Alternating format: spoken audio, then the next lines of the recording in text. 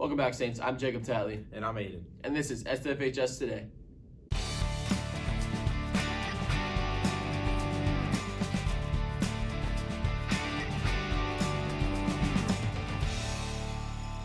In national news, the Bureau of Labor and Statistics have released their monthly report last week. The report found out that inflation on a yearly basis has rose 8.5% for the month of March, the highest it's been since December of 1981. This report also states that the workers' earning fell another 0.8% last month. Last week, after Elon Musk declined to take a spot on the board of directors for Twitter, he made a drastic offer to shareholders to purchase all of Twitter for an outstanding $43 billion, or $54.20 per share, per NPR. The Spring Musical premieres this Thursday and will also be produced on Friday at 7, Saturday at 2 and 7, and Sunday at 2. The reading MCAs are being held tomorrow. Tomorrow is also the last day to buy a prom ticket. Continuing with the topic of prom, reporters went out and talked to the prom advisor, Mrs. Pequet, about how the preparations are coming. Can you give us a quick rundown of how planning for prom is going? Planning for prom has really started to heat up. So we have the good news is we have a ton of help. We have a full prom committee now with really motivated students.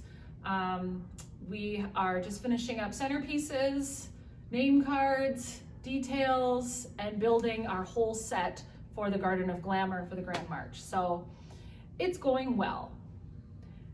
It's a lot of work.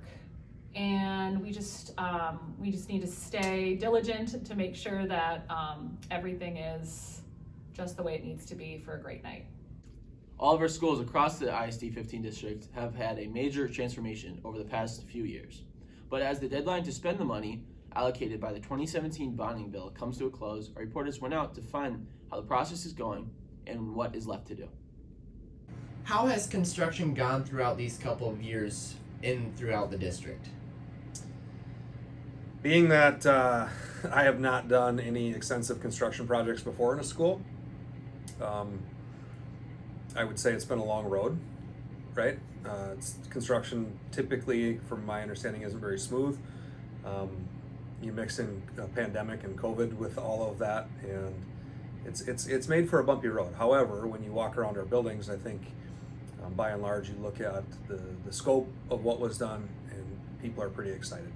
It feels tremendously different from what it was before, and I think most people in the high school now wouldn't know any different or wouldn't remember any different. But our high school, for example, needed some significant renovations. So we're pleased with the progress that we've made. There's still more to do, but it's not been an easy road to get here. Are there any more projects that are still going on throughout the district?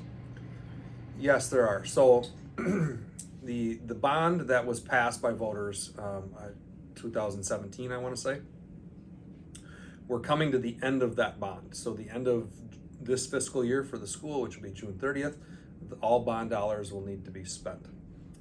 We're in the process of doing that right now. In addition, with any renovation or contractor kind of relationship, there are unfinished things that still exist in the schools, or warranty issues, a tile's cracked here or something like that. And so we've got a few months to kind of wrap that up. However, there's also interest earnings from the bond, and we were very fortuitous that we passed the bond when we did, because we were able to do well with our interest earnings. And so there are projects that are allocated to spend that money down as well. Some of the projects this summer, the 4 biology rooms in the high school will all get renovated. The commons bathrooms will get renovated this summer. We have asphalt work around the district, primarily at the Learning Center and at Cedar Creek, that'll get done. So there's still ongoing projects that are related to the bond, but the bond will officially close in June. The interest earnings money can be spent after that, but the bond itself will be wrapped up this June. Now, let's hit it over to sports. Hey, Saints, I'm Brody Wyant. And I'm Nick Goop. And this is Sports. In national sports news, the Masters was last weekend, and 25-year-old Scottie Scheffler came out on top with a -10, taking home the first place prize of $2.7 million. Tiger Woods finished in 47th place at +13. In state sports news, the Minnesota Timberwolves beat the Los Angeles Clippers last Tuesday in the play-in game to secure the 7th seed in the NBA playoffs. They will play Game 2 of the 7-game series tomorrow in Memphis, then will travel home to play Games 3 and 4 Thursday and Saturday. In school sports news, the baseball team had their first few games of the season last week. We went out and talked to some of the players to see how they feel about the season so far. So you've had some struggle in your first couple of games. How do you expect the team to rebound from that and find a little more success? Well, I hope the boys can just put it in the past and forget about it and then move on, just take it day by day and keep working to get better. I expect us to kind of build up off our losses and see if we can kind of recoup together and hopefully make it a good season. How is your team going to rebound after your first game? I think just the mental errors will go away, and we're all going to come together as a team and win some games. By the end of the season, where do you guys see yourself ending up? State champs. State championship game. State tourney. Boys golf is traveling to Monticello today for their first meet of the season and also have meets on Tuesday and Wednesday this week. Girls golf will hold their first home meet of the season tomorrow. The track team will head up to North Branch tomorrow for a meet and will travel to Monticello on Thursday. Baseball and softball will both host games on Tuesday against Cambridge Isani and Thursday against Princeton. Baseball will also play at home on Friday against Chisago Lakes. Boys tennis team will host Forest Lake on Wednesday at the high school and will travel to Chisago Lakes on Thursday. That's all we have for you this week. Now back to Maine. With seniors getting ready for graduation on June 4th, they are also getting ready to party it up all night. So we went out to talk to Mr. Toole about what the seniors can expect for the all-night party. How's the fundraising been going for the senior all-night party? Oh, the fundraising has been fantastic. We've had a couple events at local restaurants, SRO and Route 65, and we've had silent auctions there, gift baskets that people could bid on, and people have really responded and come out there to support and raise a lot of money, so it should be a great event. And what can seniors expect at the all-night party?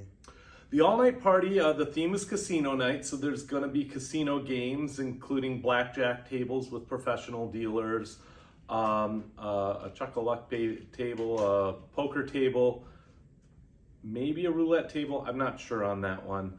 But that's part of it. It's at Split Rock Entertainment Center, so they have bowling, they have arcade games, they have sand volleyball, and there will be prizes that you can win with your casino winnings. There will be drawings associated with that. In addition, there's going to be a hypnotist at the end of the night, and that's kind of a senior all-night party tradition. At my graduation, we had a hypnotist, and it was amazing, and you just can't believe the fun that is. And can you give us a quick rundown of how it's going to work after graduation? Sure. Graduation will happen here. It'll end at about 9 o'clock at night, and then we'll have buses available. And so everybody who's a part of the senior all-night party will have a chance to change before they leave. So like you'll change into your senior all-night t-shirt and then board the bus, and we'll take you over to Split Rock, and then we'll spend the evening there doing the games, having the shows, having a lot of fun. Then somewhere around the 4:30-ish mark, we'll be boarding up and coming back here, and that will be the end of it. And to get involved, pick up one of these, either from me, I have them here in my room, or from Ms. Veal in the counseling office, because we really want everyone there. It's a memorable night. It is your night to be together and to celebrate your success. So we're really hoping you show up and have a fun time with us. As we approach the end of a school year, it is expected that a staff member or two plan to retire this year. One of those staff members is Miss Weidel. Reporters went out to talk with a few of her students and with Miss Weidel herself. How long have you been teaching at St. Francis? 27 years. How has your experience been at St. Francis for those past 27 years? Well, that's a lot to ask, 27 years. It's been good, it's been bad. Yeah, I've seen a lot of improvements over the years. I love working with the kids. It's been a really good experience overall. What has been one of your favorite memories of these past years? Oh my gosh, there's too many to even note. Favorite memories would be students who come in and just talk to me, students who have graduated and come in and say hello again, students who take recipes home, who say, ooh, that was really good and I want to do it at home, or students who say, I've never done that before, or I learned something from you. Those were cool. What was one positive memory from one of your foods class with Miss Weidel? A positive memory is that she has really good recipes. What is one thing you want Miss Weidel to know before she leaves? Everyone will miss her, and it's gonna be sad when we don't have a home ec teacher. What's your favorite memory from Miss Weidel's classes? Probably when the National Guard recruiters came in. That was pretty fun. Being in food groups with my friends. Same, I think cooking with my friends has been really fun. What's one thing you want to let Miss Weidel know before she retires? I really enjoyed taking her classes. I hope you have a good retirement, and we're really gonna miss you. You'll be missed, and I hope you enjoy your retirement. What does it mean to be a teacher to you? I think for me, it means being with students. It means being with you guys, teaching you new stuff, helping you to understand stuff you didn't know before, and maybe helping you to do something in the future that you wouldn't have done if you hadn't been here and experienced what we do. Awesome. Stay safe, Saints.